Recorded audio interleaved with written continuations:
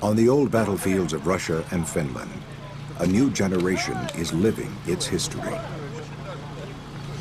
Я являюсь членом военно-исторического клуба РКК Санкт-Петербург, и подобные мероприятия мы проводим регулярно. Teemme tämän talvisodan muistoksi.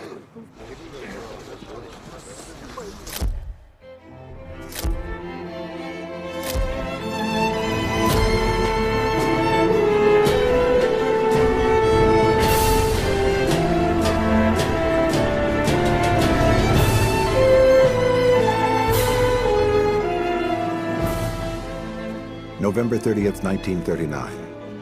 4 Soviet armies with 21 divisions, more than 400,000 soldiers, thousands of tanks, warplanes, and heavy artillery cross Finland's borders. The invasion is almost 3 times larger than the Allied landing at Normandy on D-Day. The Winter War is an intense and bloody conflict, fought in unimaginable extremes of cold. It will change the course of the Second World War and then be virtually forgotten. An invader with overwhelming military superiority, a defender with little more than the will to resist, and the unintended consequences of war. It is a history ignored by nations at their own peril. Finland is a nation forged from conflict.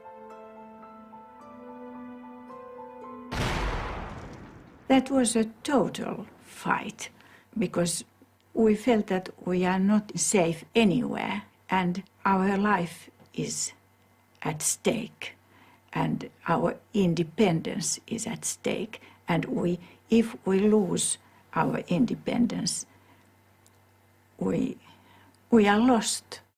It was a struggle that attracted one young American to stake his life on a fight for freedom. Never give up. Always fight for what is right, and they did. Helsinki, Finland's capital city, has a population of more than 500,000. 300 years ago, Tsar Peter the Great founded a rival city just across the Gulf of Finland. St. Petersburg became the center of Russian Empire, and in 1917, the heart of a revolution. In 1924, it was renamed Leningrad to honor the first leader of the Soviet Union.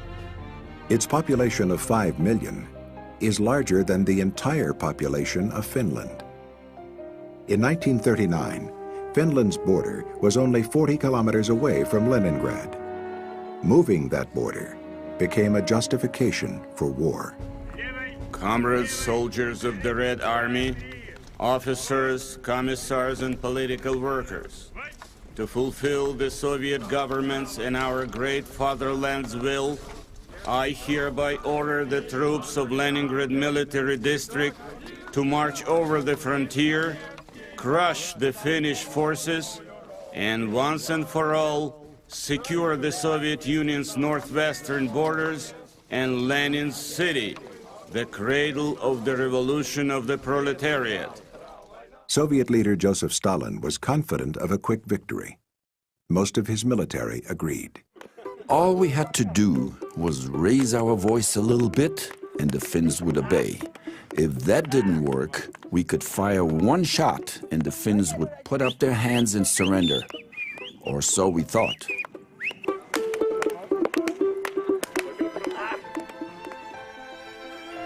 American Martha Gellhorn, one of the few international correspondents in Helsinki, witnessed the first bombers.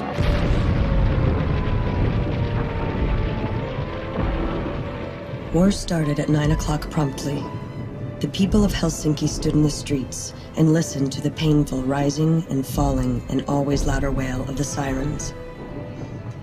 For the first time in history, they heard the sounds of bombs falling on their city. This is the modern way of declaring war. The Red Army advanced quickly on all fronts. Finland's defenses seemed on the verge of collapse. Their use of mass formations of tanks initially had a shattering effect on the Finns. They had never confronted a tank in training, and suddenly they look up out of their trenches and there's 50 of them rolling towards them with guns blazing.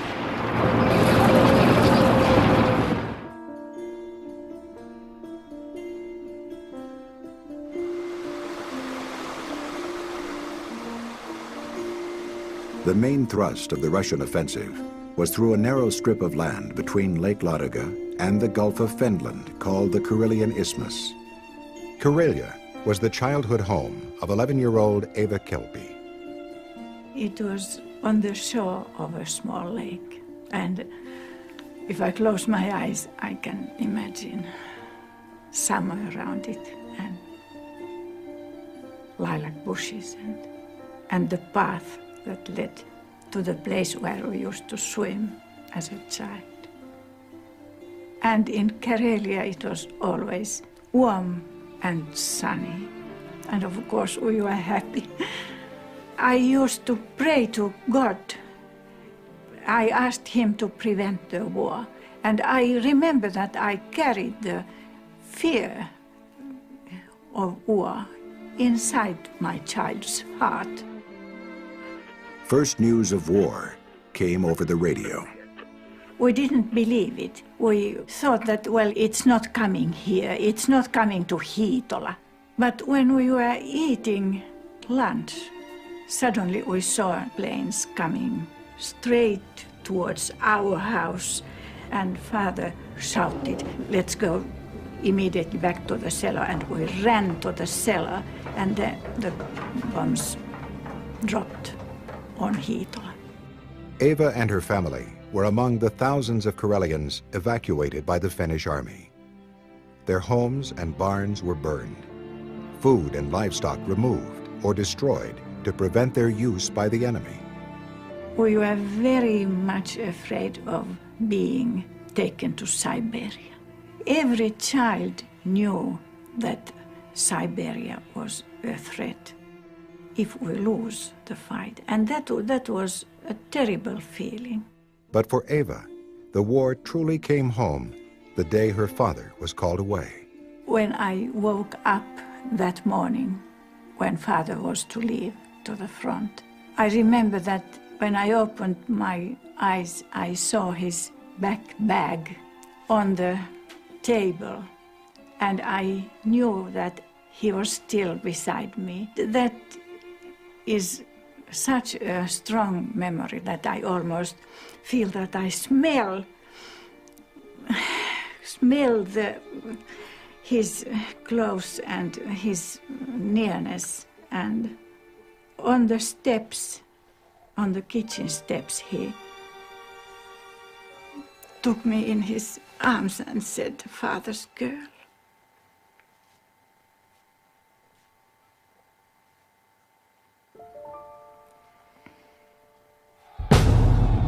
The Soviet invasion was planned as an overwhelming onslaught everywhere at once. President Franklin Roosevelt condemned the attack. It has invaded a neighbor so infinitesimally small that it could do no conceivable possible harm to the Soviet Union. A small nation that seeks only to live at peace as a democracy, and a liberal, forward-looking democracy at that. The League of Nations expelled the Soviet Union. But as bombs fell on Finland, the world offered little more. Most judged the odds too nearly impossible. With a few exceptions, Jack Hasey from Bridgewater, Massachusetts had been living the good life in Paris. I was 22. We're all young enough to want to do something. Jack and 4 American expatriate friends organized the Iroquois Ambulance Corps and made the fateful decision to ship off to Finland. The Soviets were closing the circle on events that began in 1917, when a revolution swept aside Russia's imperial dynasty. That same year, after 600 years of Swedish domination and 100 years of Russian rule, Finland declared its own independence and established a European-style parliamentary democracy. In 1918, Finnish communists, supported by the Soviet Union, attempted to overthrow that government. They were defeated in a bloody civil war that elevated a Finnish aristocrat, Baron Carl Gustav Mannerheim. A former general in Russia's Imperial Army, Mannerheim's forces, with support from Germany, crushed the communists. Mannerheim was a character out of another age. He was tall, he had eyes like gray ice. He looked every inch the field marshal, but there was something almost 18th century about him. Having served in the Tsarist army before the collapse of the Russian Empire, he also knew the Russian psyche. He was born of the Swedish-Finnish aristocracy. In fact, he did not learn how to speak or read Finnish until he became the commander-in-chief of the Finnish army. And I have heard recordings of Mannerheim's Finnish, and the best that can be said about it is that it's at least better than Winston Churchill's French, but not much.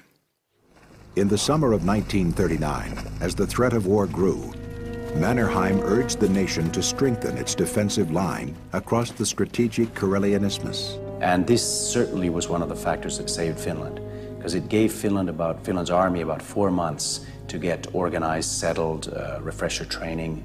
Ja lähdimme silloin Kannakselle 10. päivänä lokakuuta niin kutsuttuun YH:hon. Ja olimme siellä, olimme Kannaksella silloin. Junakuljetuksen aikana olin junakuljetuksen päällikkönä ja Viipurin asemalla minulle toi karjalaisnainen, vanha mummo, toi minulle kukkasen rintaan ja kiitti, että tulimme silloin Kannakselle puolustamaan heitä, jossa ei ollut vielä yhtään mitään sillä kohdalla, missä me taistelimme. Ei taisteluhautoja eikä mitään esteitä, vaan me rakensimme sinne kaivamalla taisteluhaudat ja sitten piikkelankaesteet, teimme korsut. For decades, Finland's leaders had refused to allocate funds for the nation's defense. Meillä oli 32 vanhaa Renaulta, ei enää taistelukelpoista, ja 32 Vickers-vaunua Englannista, ilman tykkiä, ilman tähystyslaitteita, ilman radioita. Meillä oli 1 vaunu kunnossa. The Finnish Air Force was equally outdated and under strength. Mutta ne koneet olivat vanhoja englantilaisia Ripoon koneita, jotka lensivät 160 kilometriä tunnissa, ja venäläisillä oli 370 kilometriä tunnissa kulkevat hävittäjät. A widespread shortage of ammunition made the situation more grave for the outgunned Finns. What do you do in a small country where there isn't very much ammunition? You use knives. And already in the Finnish history there has been puukko. And puukko was used for a lot of things. And now it became very handy as a defense mechanism. Because believe me, when you get that under your ribs, it doesn't feel good.